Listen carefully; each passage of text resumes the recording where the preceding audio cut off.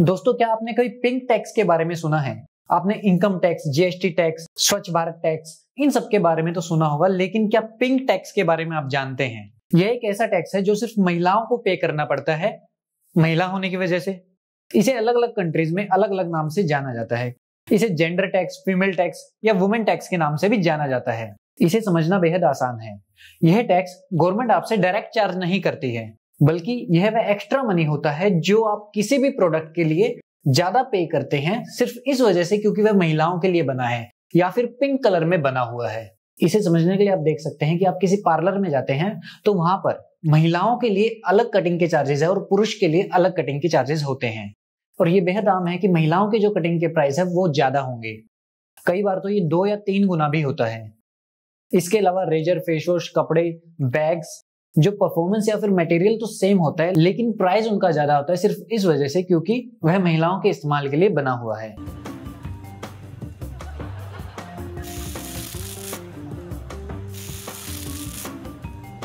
Exactly the same. इसके पीछे एक बेहद सिंपल रीजन है। कंपनियों का मानना है कि महिलाएं कम प्राइस सेंसिटिव होती है पुरुषों के मुकाबले में।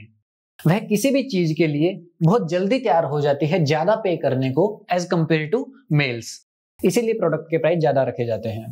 यह डिस्क्रिमिनेटरी प्राइस लंबे टाइम से एक मार्केटिंग स्ट्रेटेजी बन चुका है, जिसके ऊपर आमतौर पर कोई भी ध्यान नहीं देता है या फिर आवाज नहीं उठाता है। और सिर्फ इंडिया ही नहीं, हर एक देश में यही हाल है। जापान में एक रिसर्च की गई थी जिसमें आमतौर पर पाया गया था कि सेम प्रोडक्ट के लिए महिलाएं 28% पैसे ज्यादा दे रही हैं, और इसके खिलाफ बेहद कम पॉलिटिशियंस ने आवाज उठाई है। जैकी स्पेरिक अमेरिकन कांग्रेस रिप्रेजेंटेटिव है जो 1995 से इस चीज को लेकर के आवाज उठाती आ रही है। उस वक्त उन्होंने ये कटिंग का एग्जाम्पल देकर के समझाया था कि किस तरीके से महिलाएं ज्यादा पे कर रही है सेम सर्विस या फिर सेम प्रोडक्ट के लिए। Women on the average pay $5 more for a haircut than does a man. लेकिन कहीं पर भी कोई फर्क नहीं पड़ा है। कोई भी गवर्नमेंट इसके लिए एक स्ट्रॉन्ग लॉ लेकर के नहीं आई है और कंपनियां लगातार यह डिस्क्रिमिनेशन करती जा रही है। और बड़ी ही अजीब बात है, इंडिया में ऑन एन एवरेज एक महिला कंपेयर टू आदमी के 19% तक कम कमाती है। कितना अजीब है ये। कमाई कम है और वहीं पर उनसे पैसे ज्यादा चार्ज किए जा रहे हैं। साथ ही उन्हें वह काम कम करने दिया जाता है जिनमें वह पैसा कमा सकती है। जैसे आमतौर पर देखा जा सकता है कि अपनी लड़की को किसी इंडस्ट्री या फिर ऑफिस में काम के लिए भेजना बहुत कम है, जबकि पूरा दिन उनसे घर पर या अपने ही खेतों में काम लिया जाता है, जिसकी वजह से ज्यादातर महिलाएं इंडिया में इकोनॉमिक इंडिपेंडेंट नहीं हो पाती है।